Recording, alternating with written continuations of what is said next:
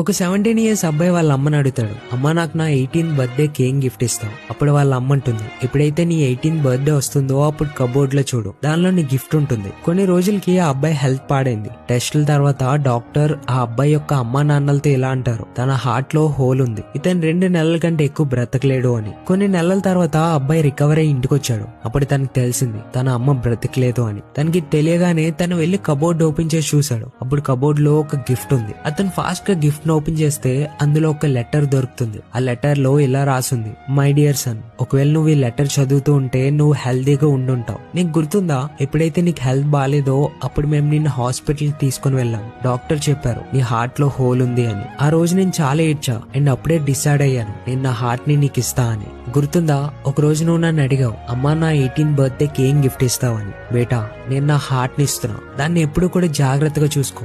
Friends, ఒక అమ్మ ఇందుకే చనిపోయింది, ఎందుకంటే తన కొడుకుని బ్రతికించగలదు అని. వరల్డ్ లో అమ్మ కంటే పెద్ద మనసు ఎవరిది ఉండదు అండ్ అమ్మ లాంటి మనసు ఎవరిది కాదు. మీ మదర్ కోసం ఒక హార్ట్ ఖచ్చితంగా సెండ్ చేయండి. తను ఎప్పటికీ బాధ పెట్టకండి. అండ్ గుర్తుపెట్టుకోండి, ఎప్పుడైతే మన పేరెంట్స్ ని హ్యాపీగా చూసుకుంటామో అప్పుడు మన లైఫ్ చాలా పాజిటివ్ గా మారుతుంది.